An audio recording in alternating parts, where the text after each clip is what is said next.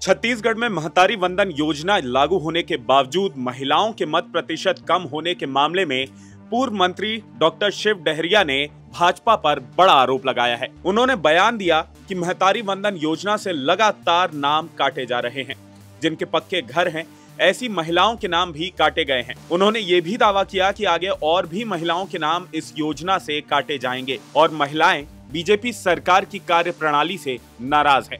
देखिए, मैं तो कह रहा हूं कि भारतीय जनता पार्टी की 1 साल की सरकार से पूरे प्रदेश की जनता त्रस्त है और महिलाओं का अभी ये चल रहा है कि जो इन लोग जिनके घर में सरकारी नौकरी कोई करते हैं, जिनके पक्की बिल्डिंगें हैं, उनकी सबकी महतारी वंदन की राशि धीरे धीरे काटी जाएगी। बहुत सारे लोगों को काटा गया है, अब धीरे धीरे उनको काटा जाएगा और इससे पूरे प्रदेश की महिलाएं नहीं, सारे लोग भारतीय जनता पार्टी के कार्यप्रणाली से नाराज हैं। निश्चित रूप से महिलाओं ने देखा है कि जिस तरह से उनके साथ व्यवहार हो रहा है, कानून व्यवस्था की स्थिति खराब है, पूरे प्रदेश में महिलाओं को जिस तरह से सम्मान मिलना चाहिए नहीं मिल रहा है, इसलिए बहुत सारे जगह मतदान प्रतिशत महिलाओं का भी कम रहा है। इसके पहले छत्तीसगढ़ के पूर्व कांग्रेस मंत्री डॉक्टर शिव कुमार डहरिया ने सरकार के 3 मंत्रियों के कुंभ में शामिल न होने को लेकर कहा था कि बीजेपी नेताओं को छूट मिली हुई है।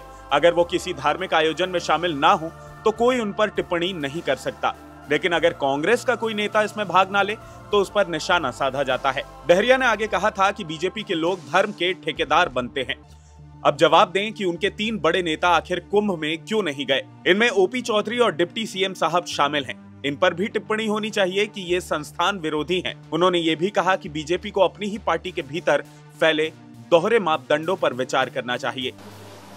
ये भारतीय जनता पार्टी को छूट है, उनके यहाँ के कोई नहीं जाएंगे तो कोई उस पर टीका टिप्पणी नहीं कर सकता।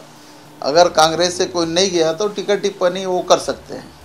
अब इसके बारे में तो उन्हीं लोग खुद अच्छा जवाब दे सकते हैं कि ये धर्म के बड़े ठेकेदार होते हैं भारतीय जनता पार्टी के लोग, लेकिन अगर धर्म की अवहेलना एक करते हैं तो इनको बोलने वाला कोई नहीं है। और दूसरा कोई इस तरह के दिखते हैं तो उनके ऊपर पूरा टारगेट करके उनके खिलाफ आवाज़ उठाते हैं। हमारी कांग्रेस पार्टी भी धर्म पे आस्था रखती है।